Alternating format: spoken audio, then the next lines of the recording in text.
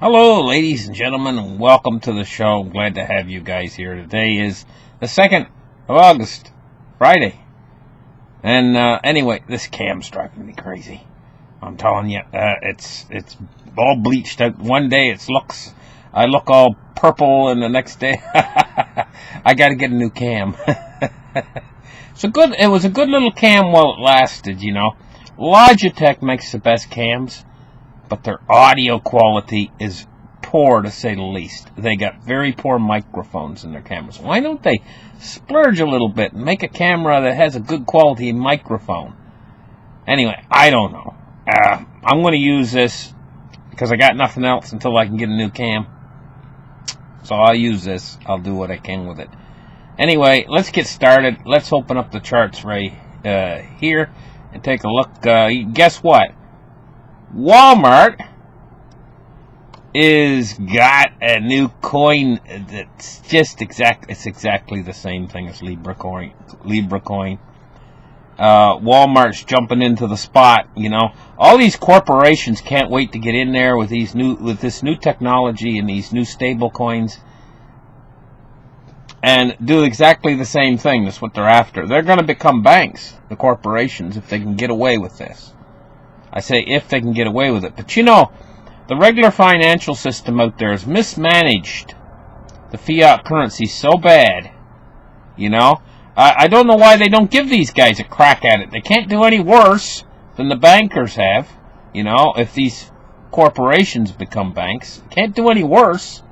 And why shouldn't the corporations have the power? Why do the bankers say, okay, we've got the power, when they've mismanaged it all this time? You know, they shouldn't be allowed to have the power of the treasury because they've mismanaged it. So corporations should take over the power of the treasury because they can't do a worse job.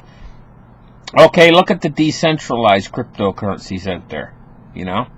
And then you get these centralized. This is what they want. They want to centralize. They want to work with the system that already exists. And they want to, like Libra coin, Facebook's Libra, Walmart, new cryptocurrency. You know, they want to work with what already exists, basically fit themselves into the structure of the system that already exists. But Bitcoin and the decentralized altcoins, one and all, they don't want to fit themselves into the system that already exists. They're running parallel. They're running different, you know. It's kind of like Windows and Linux. Bitcoin is like Linux. You know what I mean? And then you've got Windows. And this is like them working with Windows. This is like an add-on to Windows, you know. Whereas the decentralized cryptocurrencies are like Linux. I love Linux, by the way. But only thing is a lot of the proprietary software will only run on Windows, you know.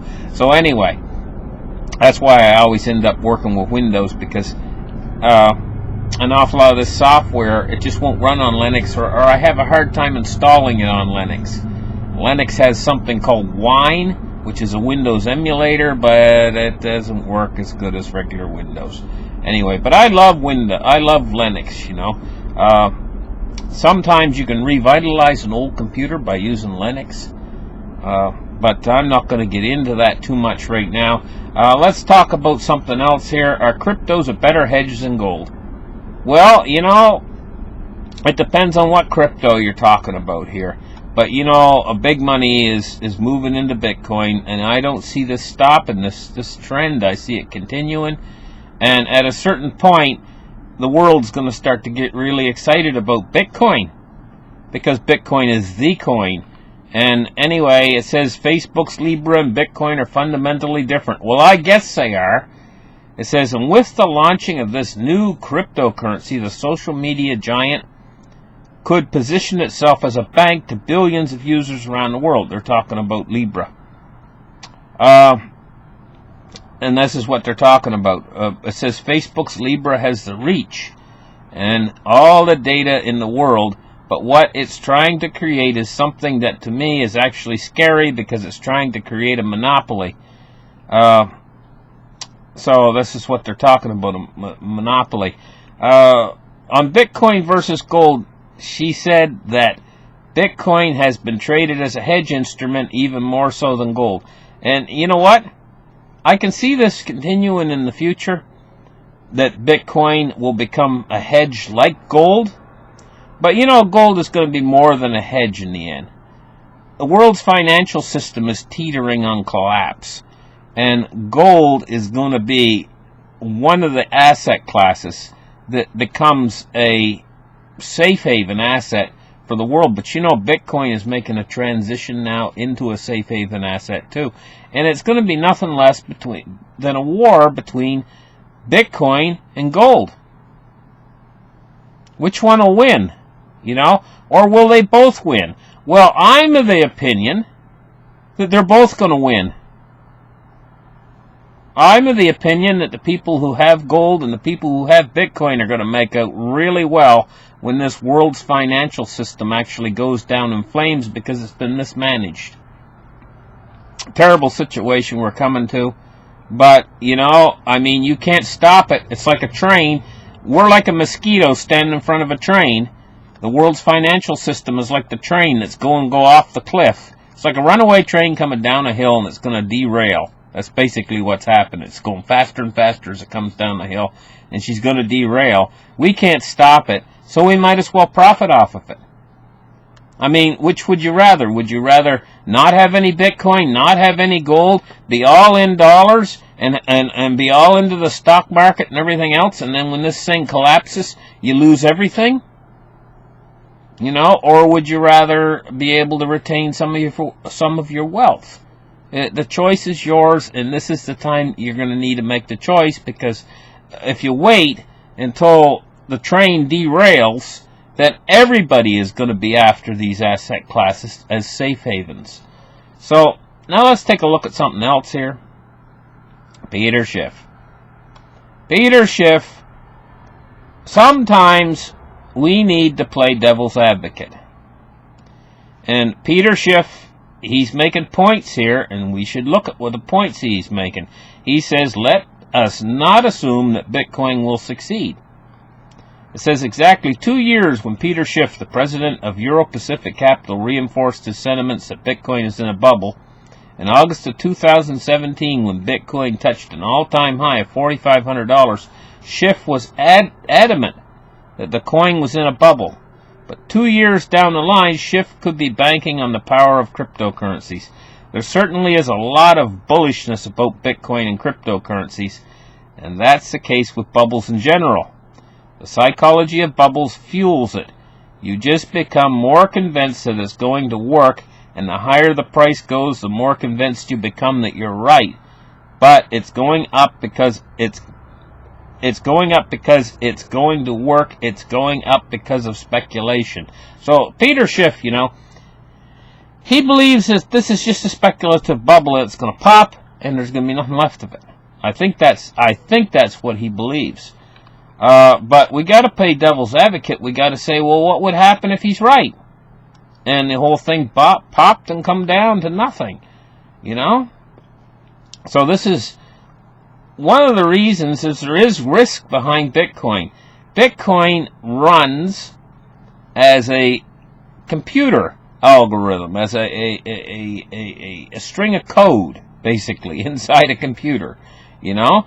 And if it makes one error of some sort or another, you know, it never has, but say it did have some sort of a glitch or something, say some sort of a computer bug or virus, or I don't know, I'm just speculating here, were to freeze up the Bitcoin network, just one little error like a glitch or something, and all your Bitcoins are frozen and it won't work because there's some sort of numeral in the system or some sort of number in the system that the Bitcoin code won't work or something. It freezes.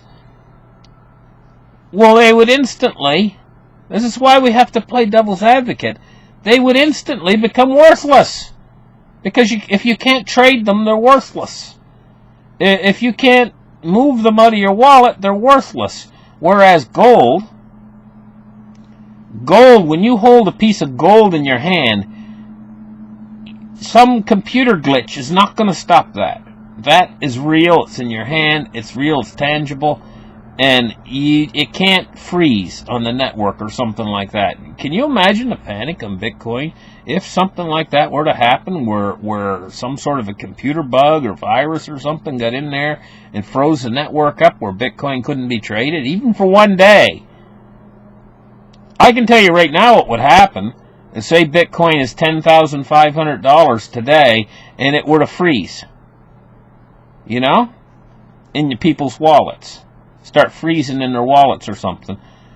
The next day it'd only be worth $5,000, and the next day it'd only be worth $2,000, and it depends on how long. If it stayed that way for a week, it would be only worth $100 by the time it came back online again. Of course, if it did come back online, the price would shoot back up, but would it make it up to 10,500 or whatever, or would it come back up to only like 3,000 or 2,000?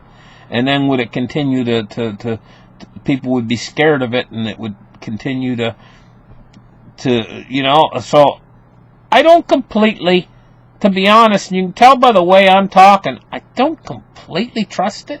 See, I grew up with a mindset not to trust computers. And right now, if you wonder what I'm doing, yes, I'm a Bitcoin bull, but I'm playing devil's advocate right now. Peter Schiff, I guess, is this his words here? It says, on my Bitcoin Challenge live stream on YouTube Monday, I recommended selling Bitcoin and buying silver. Since then, the price of Bitcoin has fallen by 10%. Even after a 10% rally from the low, silver is up 3.8%, its biggest two-day gains in 2 years. Coincidence? Yeah, probably.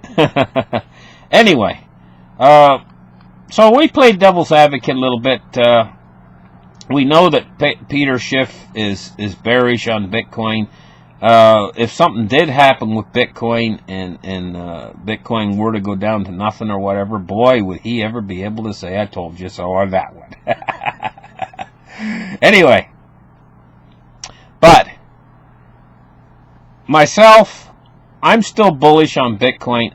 I have to look at Bitcoin's track record since 2009, since it started until now. It's never had, and you got to understand something.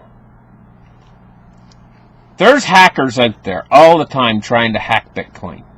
They've been trying ever since it was released in 2009. They constantly work at it. I can't tell you. I can't see them. They're on the internet out there doing their thing, doing their hacking business. But I can guarantee you there's probably 1,000 of them out there right now trying to hack Bitcoin. Because there's what is it, 150 billion or something dollars worth tied up in this asset class. And if they can hack it, they could steal it or whatever. That's what hackers like to do. They like to go out. Basically, it's stealing. They try to steal your data. They're out there all the time. My computer, I've had it hacked a few times, and they're out there constantly trying to get into computers and steal things or do malicious software or whatever. I can guarantee you 100% that they're out there trying right now.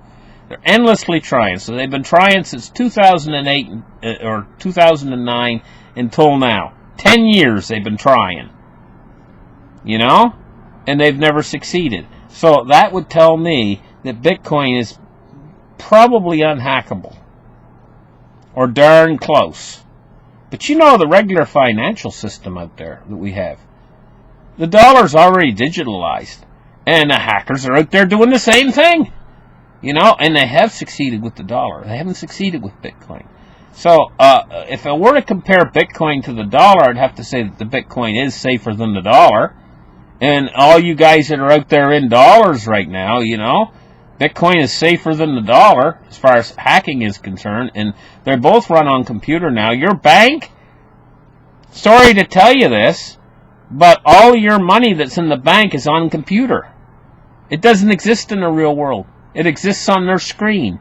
It's about as real as World of Warcraft money. The dollar is. And so Bitcoin is in that same idea. But what is real? What is real is a gold coin in your hand. It's real, So never underestimate gold and the power of gold. Gold will succeed and Bitcoin. I think they're both going to succeed myself. That's what I think. That's my personal opinion on it. I think ultimately in the end it's going to be, the whole financial system is going to boil down until all that's left standing in the end is gold and Bitcoin.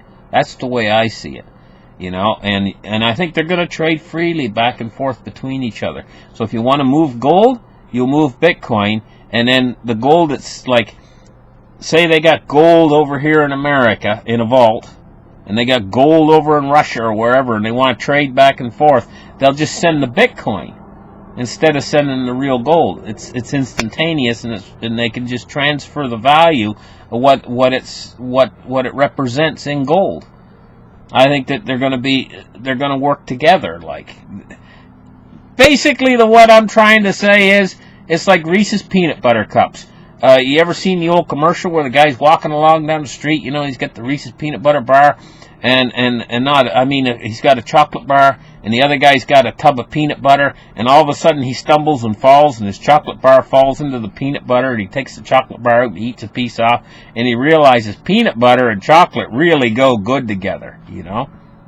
That's the way with gold and Bitcoin. Listen, thank you guys for listening. Like and subscribe, and we're going to see if we can get a new webcam pretty soon. Try to get rid of this mess. This webcam's messing up my videos, making me look funny. Okay, bye-bye, guys.